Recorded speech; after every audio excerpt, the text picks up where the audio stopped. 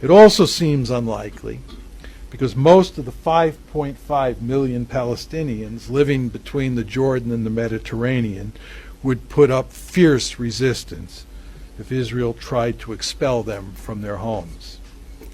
Nevertheless, there is reason to worry that Israelis might adopt this solution as the demographic balance shifts against them and they fear for the survival of the Jewish state.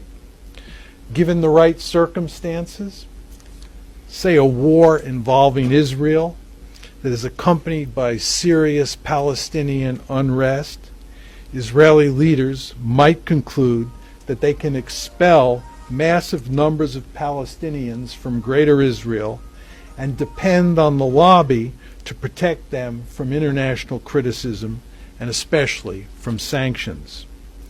We should not underestimate Israel's willingness to employ such a horrific strategy if the opportunity presents itself.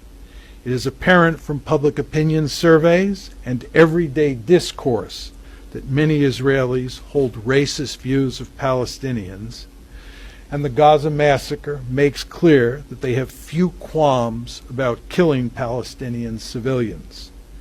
It is difficult to disagree with Jimmy Carter's comment earlier this year that the citizens of Palestine are treated more like animals than human beings. A century of conflict and 4 decades of occupation will do that to a people. Furthermore, a substantial number of Israeli Jews, some 40% or more, believe that the Arab citizens of Israel should be encouraged to leave by the government. Indeed, former Foreign Minister Tzipi Livni has said that if there is a two-state solution, she expected Israel's Palestinian citizens to leave and settle in the new Palestinian state. And then there is the recent military order issued by the IDF that is aimed at, quote-unquote, preventing infiltration into the West Bank. In fact, it enables Israel to deport tens of thousands of Palestinians from the West Bank if it chooses to do so. And of course, the Israelis engaged in a massive cleansing of the Palestinians in 1948 and again in 1967. Still, I do not believe that Israel will resort to this horrible course of action.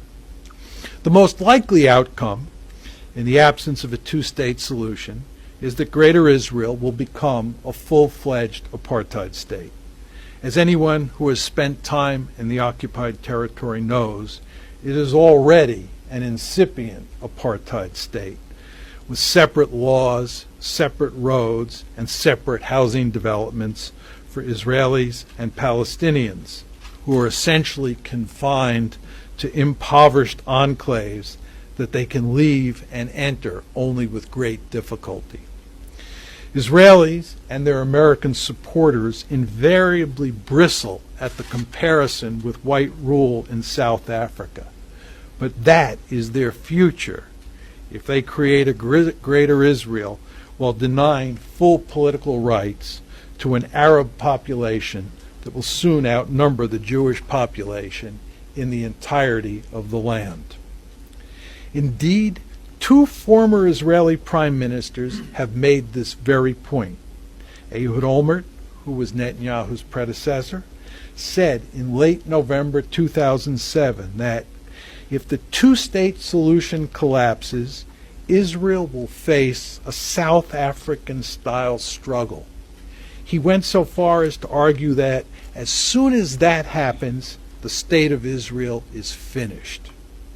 Former Prime Minister Ehud Barak, who is now Israel's defense minister, said in early February of this year, as long as in this territory west of the Jordan River there is only one political entity called Israel, it is going to be either non-Jewish or non-democratic.